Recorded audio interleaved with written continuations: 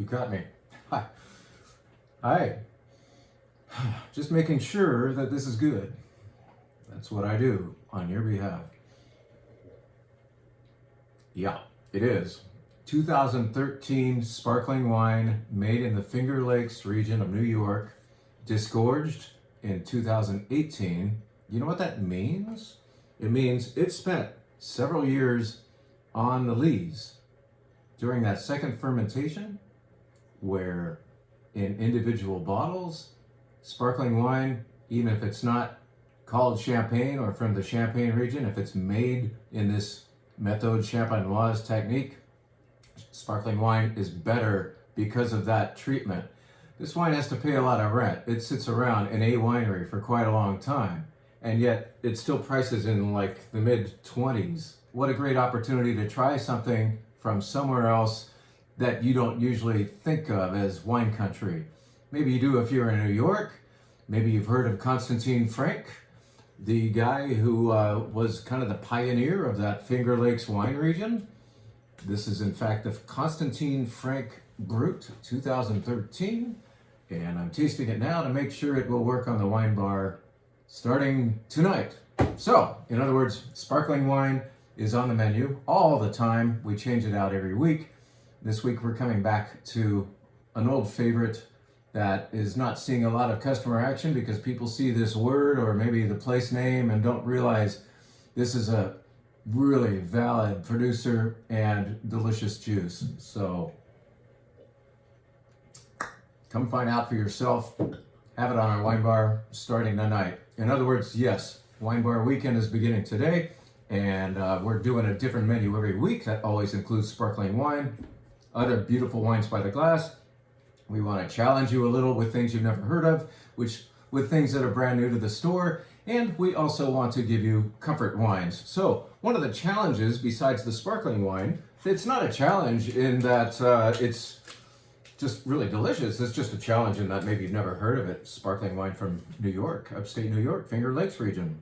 Good stuff, start there. But how about this? This is Gruner Veltliner. You've heard of Gruner Veltliner perhaps. Maybe you've been drinking it for a few years now because it has kind of gotten popular, gotten well known. It is Austria's best known grape, I would say, Zweigelt being the red, but anyway, this is not from Austria, nor is it from the United States. It's actually from Hungary. It's the first Hungarian Gruner Veltliner we've ever had, so why don't we put it on the wine bar menu? Wine bar meaning, by the way, we have tables out front on the sidewalk, and we have now tables up on the mezzanine. You know, that's gonna really come in handy this weekend because we hear the weather's going to be iffy. And so now the wine steward is enjoying the leverage of offering two different tasting venues. If it's cold and windy outside, why not come upstairs? If it's beautiful outside, why not stay outside if there's tables available? At any rate, this wine is definitely designed for a warmer day, but we're having it this cooler weekend anyway because it's new to the store. Hungarian Gruner Veltliner. I smell muskmelon. I smell maybe a little bit of white pepper, and definitely some lime peel or pith or zest if you want, but it's more about the peel of the lime. Totally lush and clean, refreshing. That's nice. And it's also nice in price. It's one of the least expensive Gruner Veltliners we've ever carried. Maybe Hungary knows how to make them for less, but who knows? There it is. So that's on the wine bar menu. Let's tell you about another thing. We told you a little bit about this wine last week. Our good friend Adam Webb makes a dry rosé every year called Cochon, and it's usually referencing different parts of California, including the oldest vineyard, the oldest Cinsault, not Counoise. Cinsault is another kind of lesser known grape from Provence, and it makes wonderful dry rosés in Provence. There is Cinsault in Lodi. They didn't call it Cinsault for about 100 years, this one particular plot, and then correctly identified it as Cinsault. This stuff is 130-year-old vine material, putting out 90% of this wine. Normally, Adam will go like 50% of this and use fruit Garnacha or Grenache and other Rhone varieties sourced elsewhere. This time, because of the fires, unfortunately, He has to use 90% of that Senso for this wine. What he's come up with, however, I believe, is his best rosé yet. So maybe he ought to stick to that plan. The only bummer is because he lost all those other fruit sources because of the smoke, he's making less of this year. So there's less of Adam's wonderful Cochon Rosé to go around this year. We're buying at least 10 cases. We've got 5 downstairs right now, another 5 coming, and that might be it. So get in on this action sooner than later. You can get in on this action by coming to the wine bar and tasting this wine by the glass. It's beautiful. 10% Grenache is also in here. I'm tasting it kind of at room temperature, and I don't mind this wine at all because that's when you really get the texture here. This has a beautiful satin-like kind of, I can't even talk, I just want to move my mouth. It does that to your mouth, it's good. At any rate, that's on the wine bar menu too. We have more things to tell you, not just about wine bar wine, so stay tuned. There is more to come. We have some really cool news for you. Let's see, what else can we tell you about? 2 more wines that are going on the wine bar. The return of a beautiful Pinot Noir called Cotier, or Cotier, however you want to say it. Cotier, I believe the French would say, because there's an E on the end after the R. Let me get my Pinot glass so I can do this correctly. And you might say, why are you obsessing about glass shape all the time? Well, actually, if you want your wine for which you've spent precious dollars to taste as good as it can, you might as well buy a decent glass, the right acoustics for that particular wine. I'm not saying you need to have 20 different glass types in your cupboard, but having about 4 would just about fully honor virtually every wine you're bringing home. Pinot Noir belongs in this glass. It smells better. Put it in a Bordeaux glass right next to your Burgundy glass. You will smell a difference. The wine is more limited in this big Bordeaux glass, I promise. But don't believe me. Test it for yourself. This nose will be half of itself in this glass. As big as this glass is. Pinot Noir glass, okay? Woof. This is taking us down to Santa Barbara County, mainly Santa Maria, but also probably references Santa Rita Hills as well. Those are all areas within Santa Barbara County. You know you were near the sea when you smell this wine. You also know you're near strawberry fields. Now, I don't believe that the strawberries that grow down in Santa Maria actually affect the flavors in the local Pinot Noir, but I do believe this Pinot Noir and Pinot Noir from Santa Maria in general has just conveniently qualities of strawberries. Along with the strawberries, however, there's this wonderful, mystical, magical, tangy quality of sea air. And it's a kind of a briny effect, a little bit of, let's say, kelp. I don't think that sounds disgusting, does it? It's a very mysterious, fun, incense, teak-like smell. Kind of like walking through an Eastern market.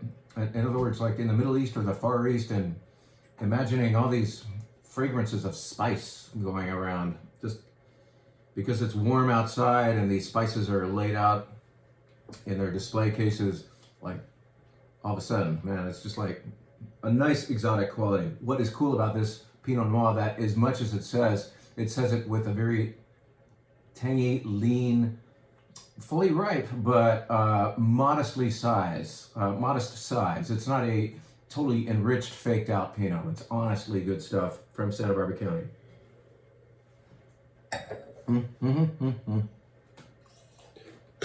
It's back. It's on the menu. One more wine I'll tell you about. I think there's about 4 other things on the menu, but let's just say that our good friend Sparkman Holler is back on the wine bar menu this weekend. For this, I'm making noise here. For this, I do need my trusty Bordeaux glass. Because even as Pinot would lose it in this glass, Cabernet would lose some of itself in the Pinot Noir glass. It's true, it really works. At any rate, Sparkman, Washington State.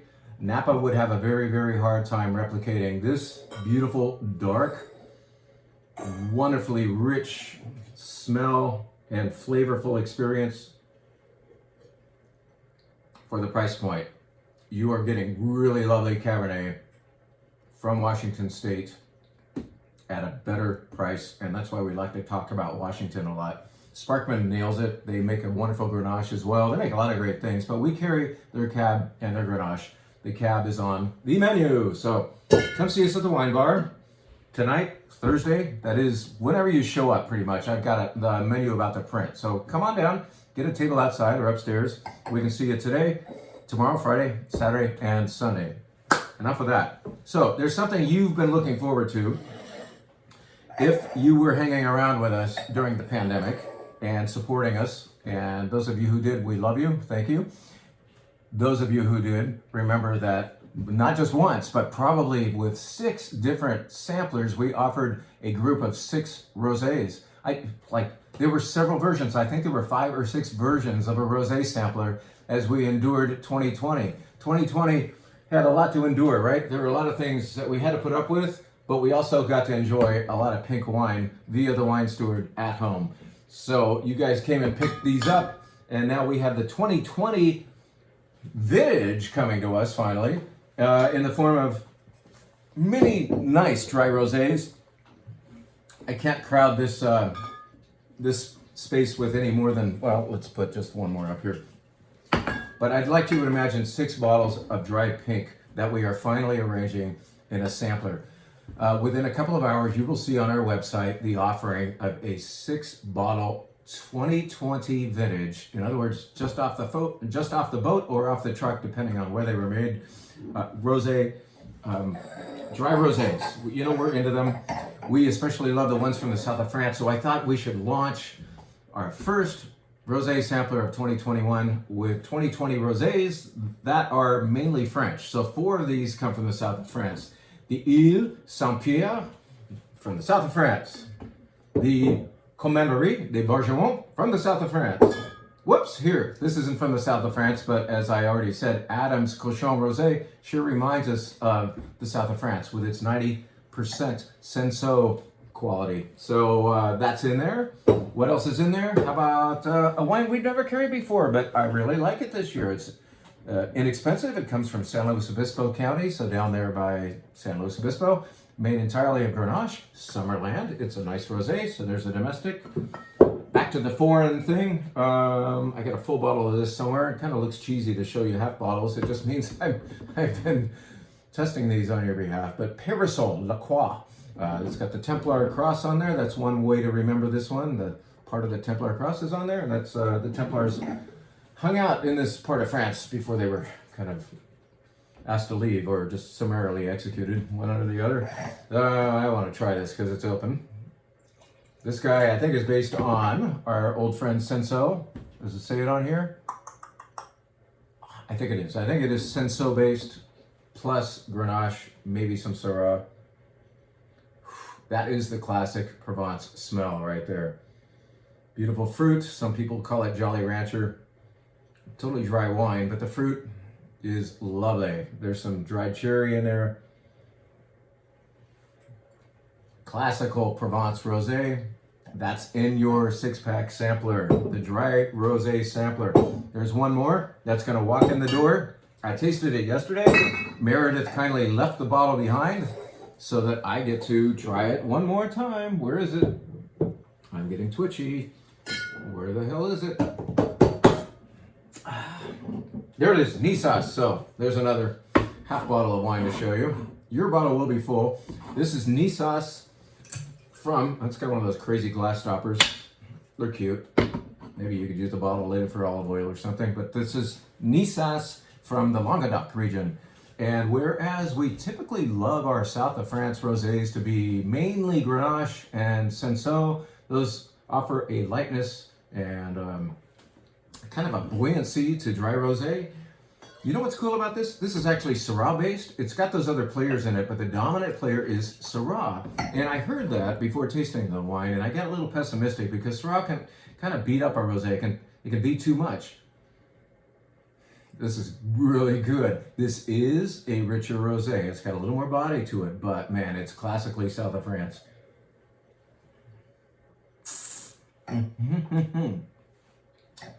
It's like if you started with one of the lighter rosés early in the evening and then went to the barbecue and got some chicken grilling, do this with the chicken or rotisserie chicken. If it's a colder night, like this coming weekend.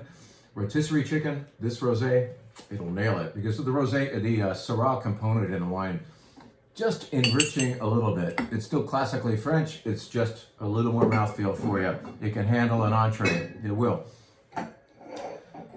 You may be wondering what's she doing here. You may be wondering why I'm all dressed up. Well, the point is, I got to get back in shape. The whole last year has like kind of knocked me off of my usual routine, as it has for many of you out there. I mean, those of you who have careers and we're used to fulfilling them in certain ways, you got pushed into a period of creativity, let's positively call it. You had to all of a sudden pivot. We said that a lot last year, didn't we? So we had to pivot.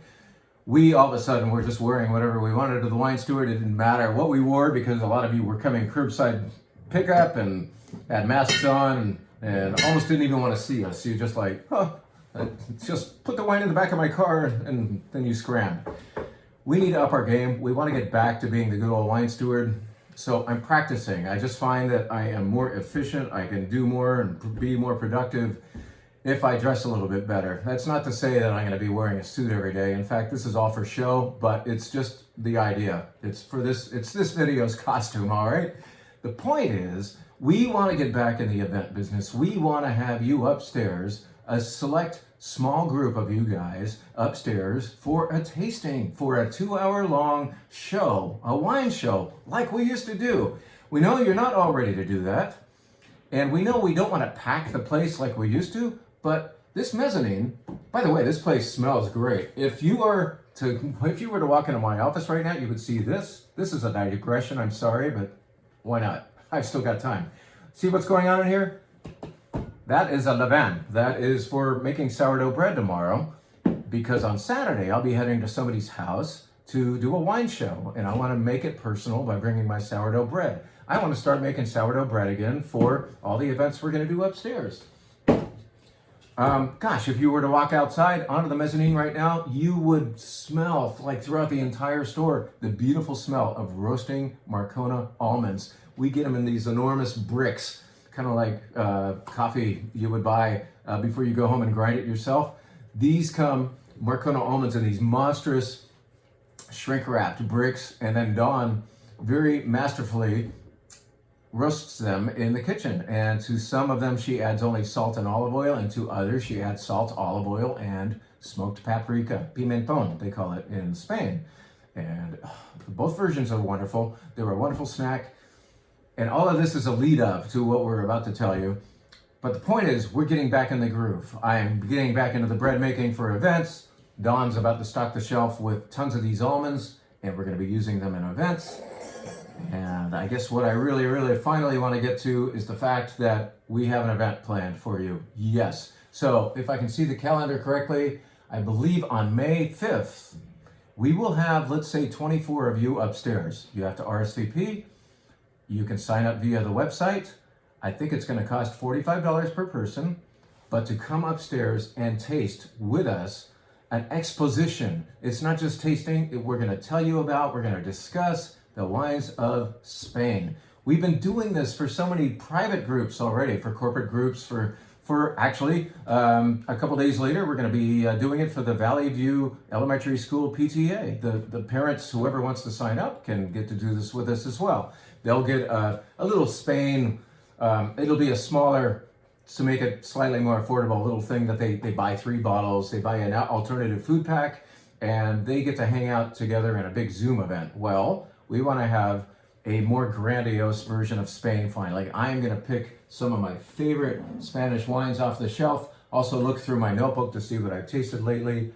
One wine that certainly has to happen is this gorgeous Rioja that we've been faithfully carrying downstairs. But more and more of you need to hear about it and taste it. Not just taste, not just take it home and guess the wine's delicious. If you know nothing, the wine is even more delicious if you have the value add, let's say, of hearing things while you're tasting. Coming upstairs, the experience of good stemware, hanging on a cool looking mezzanine to hear about and taste Spanish wine at long last. So for 24 of you, we're going to do, let's say 11, could it be 12 wines? I'm having I'm going to have a hard time choosing. I know we're going to do this. I know we're going to do Arsoaga Ribera del Duero. This is gorgeous wine. I got to visit via a good friend, Robert Morrison. He's an importer, and he imports Arsoaga, and he invited me to visit this place in 2018 along with him, and I'm sold ever since. I love this crianza. I got the good or bad news that there were 3 cases left, and so I grabbed them, and they are downstairs, and I think I'm going to commit them to this event. What else is going to be poured at that Spain event? How about this? Even though we're pouring a good, let's say, great $40 Rioja, maybe you want to hunt at a different price point for good Rioja. This is a wonderful Reserva right here that's going to cost probably half as much, maybe down to about half as much. Viña Santornia Reserva, lovely wine for the low 20s. That'll be another Rioja we do. We are going to do unexpected things too. Spain has more than just Tempranillo. So let's get these Tempranillos off here and shock you. Let's surprise you. I was shocked and surprised by the very, very first Spanish Pinot Noir I've ever had. I don't think Spain even has a different name for Pinot Noir, so they just call it Pinot Noir by Sitius. This is grown near Ribera del Duero. It's really cool. It's grown at high elevation in more rock than actual dirt, and so it's a very mineral-driven, kind of like mountain Pinot Noir, if there was such a thing. Maybe something like you would get from the Santa Cruz Mountains. Lovely, unexpected surprise. Sitius Pinot Noir is almost certainly going to be featured at the Spain event. What else might happen? Oh, the big dilemma, the white wine thing. What am I going to do for whites? There's too many great whites to show. How about Editaria? This is Garnacha Blanca, and I believe there's a touch of Viognier in this particular version, but Editana is located in Terra Alta, in the eastern part of Spain, that area called Catalunya, south of Barcelona. Working on my list. Editana is a possibility for a white wine, but I don't know, because with 11 or 12 wines, I know most of you want to have red wine and then some white, so it's probably going to be 3 whites. So how do I whittle these down? The dilemma. I love the dilemma. How about this? This will have to happen. You guys have bought from us the Etiqueta Verde Albarino from this producer, Gran Basan. Etiqueta Verde means green label. Well, that would be when the label is rimmed with green. That's the more familiar look. However, they make a bump up, a better quality wine for just a couple bucks more. This is the Etiqueta Ambar, or amber label. And this is Albarino from Rías Baixas, Spain, that saw just a little bit more time on the lees. No oak at all. It just is a longer time in stainless steel tank on the lees for just a little bit more nummy-num on the palate. I think we have to do this. What else is going to happen at the Spain event? Well, come on, just because the label is so cool. This is a Chocolina that is super rare. I somewhat apologize for the look of that label, but after all, the last video had me saying Zect about 20 times, and we had Zect right up here on the mezzanine, and you guys didn't even mind. So anyway, hey, come on, this guy looks like, I don't know, he's a very excited bird, or man, or a bird man, whatever. This is something I'm excited about because it's Chocolina as I had never had it before. It's cult quality Chocolina. Chocolina, whatever you'd like. That's white wine from the Basque country, far northern Spain, near San Sebastian. Will we do that? Will we talk about that night? I don't know. Wait, you're not ready to come upstairs? You're not ready to come to an event? That's why we're easing into this. So in as much as I'm getting back into shape, I realize that we are all on their own track. Kathy and I discussed this. We're offering an alternative event one night later. So you can sign up to come on May, I think, 5th to be here. And that'll be offered on the website to attend, to taste about 11 or 12 Spanish wines. Or the next day, we will Zoom. Good old Zoom will continue to come in handy, we believe. And the cool thing is nowadays, it's not just 2 of you at home. You can more safely, if you are getting vaccinated and feeling good about it, you guys can have your own party in the backyard, put on our Zoom event, and commit to 6 bottles, 6 of these Spanish bottles ahead of time. So you'll come in and pick up the 6-bottle pack. This will be May 6th. That's a Thursday. And I will Zoom with you. So I'll be with you in person on Wednesday. I'll be Zooming with others of you on Thursday with 6 bottles of the 11 or 12 that we're showing the night before. How's that sound? How about that for being flexible, for giving you options? Why not? I am so glad that you guys are doing anything you can with us, any way you can, any way you feel safe about it. It's been a long video. We've told you about Wine Bar. We've told you about the rosé sampler coming up. I'm going to create that. I'm going to go put that on the website right now. And then finally, 2 ways to do, a Spanish wine event. I've been doing it for all kinds of private concerns. Why haven't I done it with all of you? So let's do this together. Let's have some Spanish wine.